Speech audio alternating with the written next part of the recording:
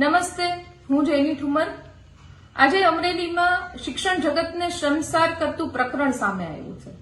અમરેલીમાં ડોક્ટર જીવરાજ મહેતા સંસ્થાપિત અને અમરેલી જિલ્લા વિદ્યાસભા નામક સંસ્થાના નિયામક એવા ડોક્ટર ગિરીશ ભીમાણી કે જે સૌરાષ્ટ્ર યુનિવર્સિટીના વાઇસ ચાન્સેલર રહી ચૂક્યા છે, એના ઉપર આક્ષેપ લગાડવામાં આવ્યો છે કે એમણે પ્રવાસમાં દીકરીઓને દારૂ પીને એ અવસ્થામાં 10 થી 12 દીકરીઓને અડપલા કર્યા છે।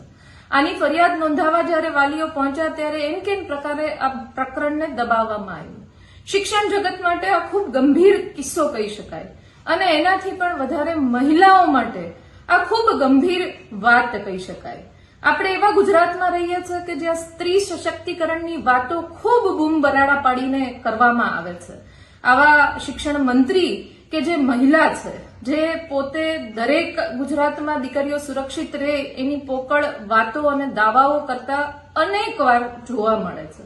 અમરેલીમાં આવું પ્રકરણ બને, દીકરીઓને અડપલા કરવામાં આવે અને સાથે સાથે જ્યારે આ પ્રકરણ બન્યું છે ત્યારે એના વાલીઓ પોલીસ સ્ટેશન જાય ત્યારે ફરિયાદ નોંધાવી ન શકે અને ફરિયાદ નોંધાવ્યા વગર પાછું વળવું પડે, એવું તો કેવું દબાણ હશે એની કલ્પના તમારે ને મારે કરવી જ રહી। કેટલી બધી દીકરીઓની જિંદગી સાથે ખિલવાડ થયો હશે એ પણ કલ્પના ગભરાવી મૂકે, ડરાવી મૂકે એવી છે। ખૂબ બધા વાલીઓનો ફોન આવ્યો કે અમારી દીકરીને પણ આવી રીતના ક્યાંક પીએચડી બનાવી દઈશ, ક્યાંક ડિગ્રી અપાવી દઈશ, ક્યાંક તને પ્રમોશન કરાવી દઈશ, આવી અનેક લાલચો સાથે અનેક પ્રકારના શોષણો આવા પ્રકારના જે હોદ્દાઓ ઉપર બેઠેલા હોય એવા લોકોએ કરેલા છે। અને આવી વાતો જ્યારે અમરેલી જેવા નાના સિટીમાં થાય, નાના ટાઉનમાં થાય અને સામે આવે અને ફરિયાદ પણ ન નોંધાવી શકે તો એ ખૂબ ગંભીર ઘટના કહી શકાય। આજે આ પ્રકરણ ક્યાંક ચર્ચામાં આવ્યું છે ખરું, પણ હજી સુધી એનો ભોગ બનનાર પીડિત દીકરીઓ બહાર આવી શકી નથી।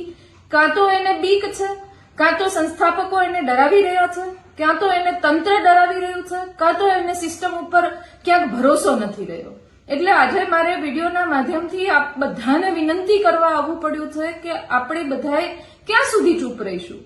જ્યારે જ્યારે દીકરીઓની વાત આવે છે ત્યારે પ્રકરણ દબાવી દો, કોઈનું નામ નહીં લેતા। આની સાથે અવડા મોટા નેતાઓ જોડાયેલા છે, આ વ્યક્તિની પહોંચ ખૂબ ઉપર સુધી છે, તમારા પરિવારને, તમારી દીકરીને ખોઈ નાખશે, ભવિષ્યમાં ક્યાંક લગ્ન નહીં થઈ શકે, ભવિષ્યમાં ક્યાંય નોકરી નહીં મળી શકે, ડિગ્રી પૂરી નહીં કરી શકે, આવા દબાણો થતા હશે, સમજી શકું છું, પણ ખૂબ ગંભીર ઘટના છે। ભવિષ્યમાં પણ આવી દીકરીઓ સાથે કંઈ ન થઈ જાય એની તકેદારી પણ રાખવી સમાજને, એટલે કે આપણે બધાનો સહિયારો પ્રયાસ જરૂરી છે। ત્યારે આપના માધ્યમથી વિનંતી કરું છું કે આ પ્રકરણ ન દબાઈ જાય, આ પ્રકરણમાં જે આરોપી છે એને સજા થાય। ફક્ત નિયામક તરીકે ફરજ મુક્તિ કરવી એ સજા નથી। આજ સુધીમાં કેટલી દીકરીઓ સાથે આવું શોષણ થયું છે, કેટલી દીકરીઓને ક્યાંક ને ક્યાંક લાલચોના બહાને એની સાથે એને પીડિતા બનાવવામાં આવી છે, એ પણ જાણવું જરૂરી એટલા માટે છે કે ભવિષ્યમાં આપણે દીકરીઓને આવા અત્યાચારો સહન કરતી રોકી શકીએ।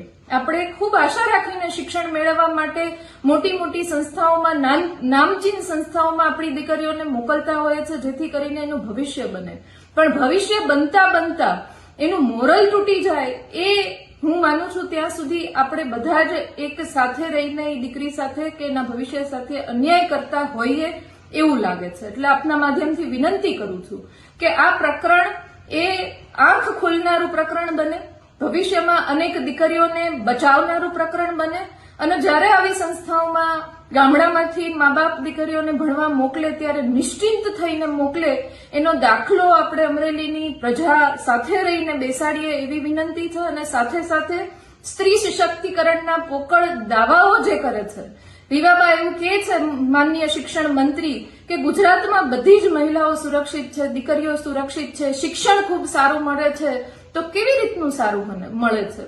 વાઇસ ચાન્સેલર કક્ષાનો વ્યક્તિ અડપલા કરી શકે?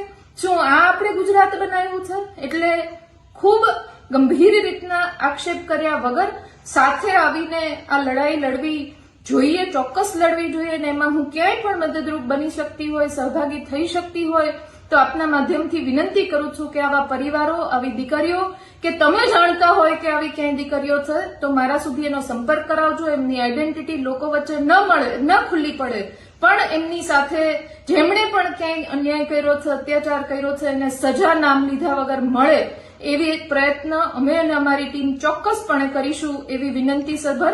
ધન્યવાદ.